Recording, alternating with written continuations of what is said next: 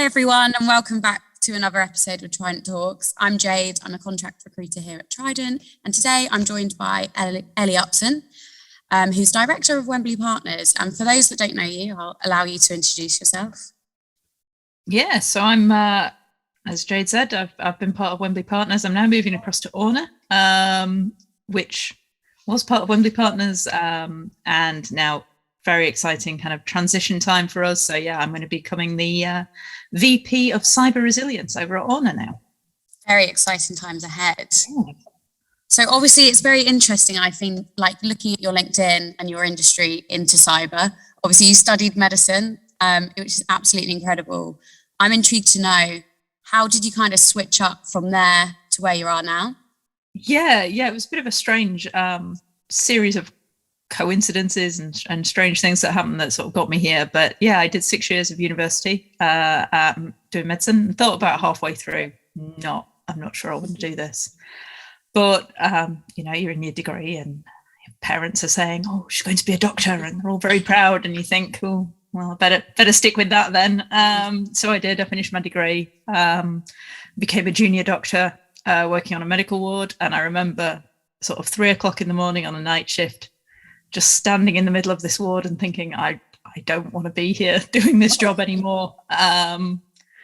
This isn't where I should be. And I resigned the next day, which was a bit of a bold move.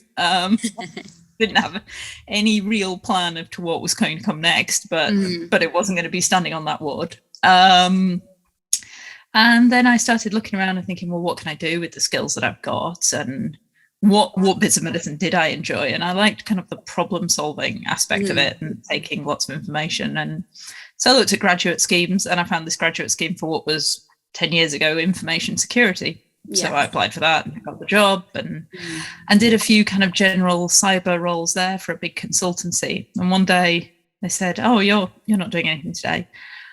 Someone from the CTI team has gone on holiday. Would you mind covering? And so for 2 weeks, I sat in the CTI team.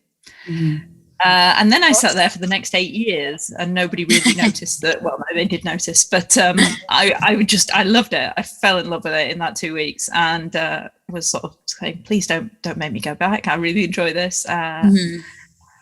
So I did CTI for 8 years, did some my CREST certified threat intelligence manager exams, things like that. Became a manager in the CTI team, and then a couple of years ago moved out to head up threat intelligence over at Wembley Partners, which I loved, and now moving to Orna to do cyber resilience, which encompasses that sort of threat intelligence, but also business planning for major incidents, things like incident response, business continuity, training and awareness, which are all things that I've discovered along the way that I really enjoy. So I'm really excited to be taking that on. Yeah, very interesting times ahead. Obviously, International Women's Day is fast approaching. And I would just love to know, how have you found being a woman in cyber? Obviously, we've probably encountered challenges along that way. Imposter syndrome, naturally being human, we doubt ourselves. Absolutely. Yeah, I've been really, really lucky. And I think until I sat back and thought about it a few months ago, I didn't realize quite how lucky I'd been, in that I've always worked for companies where there's been really good diversity. Yeah. And even though that is the case, there is still so many times that I've walked into a room and been the only woman, or one of very few women, or, that kind of thing. And you think, oh, this is still really a thing. And it kind of catches you by, well, for me, it sort of catches me by surprise sometimes, because I've been very lucky. And where I work now, the leadership team is a 60-40 split. So that's been really good. But yeah, occasionally you just think, and I was thinking the other day, what I think is getting better is talking about it as a career from a young age. So my little girl is 6, and she came home from school, and they'd done a careers day at school, and she said, Mummy, we met this man and he looks after the bank and makes sure people don't hack it. And I was like, that's what Mummy does. That's cybersecurity. And it was the first time I was able to kind of really say, that's what I do to it. And she kind of had been introduced to it through school, which I thought was great, and sort of something that I think is a really good thing. They're seeing it from a much younger age. I didn't know it was a thing until I finish university probably. I know, it's crazy, isn't it? I'm enjoying the fact that we are getting it out into schools, and hopefully as time changes, evidently the educational system will too. And yeah, I'd love to know like what advice you'd have, especially for younger women that would consider getting into the sector, if you have any at all.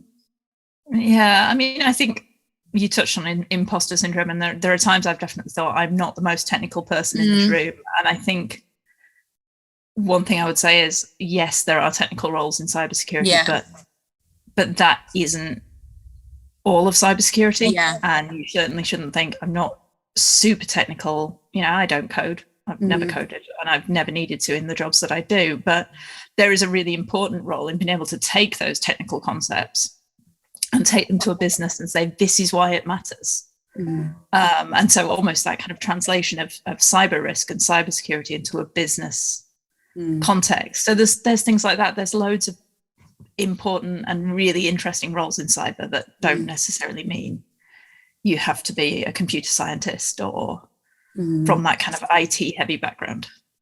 I think it's as well, we should just all ask questions when we're feeling kind of imposters, in the sense of why are we feeling this way, other than the fact we're human and we fluctuate through moods, whether that's in our personal lives and in our jobs. Obviously with I don't know if you've ever felt this, have you ever felt silly asking questions, or have you learned as you've developed through your career, just ask as much as possible?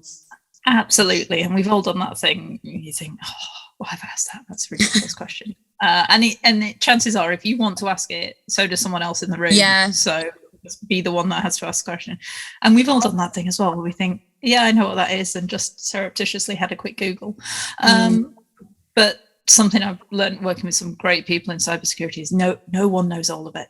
And you shouldn't try to. It's a really quickly moving field. And sometimes the most important thing is not knowing the answer right there and then, but knowing where you can go and find that answer. Yeah. So I also find there's so much misleading things. You can get down a rabbit hole with the internet, because I think obviously we all have access to write what we want these days. And absolutely. Yeah, you have to be really critical of what you come across, especially at the moment. But yeah, just think, why are they writing this, and what are they trying to achieve with it? Because is it the right answer? But and you just have to be open, I think, to always learning and accept that you're never going to get to a point where you think, I know it all now, I'm good. Because then there's something new is just going to come along. But that's what keeps it so interesting.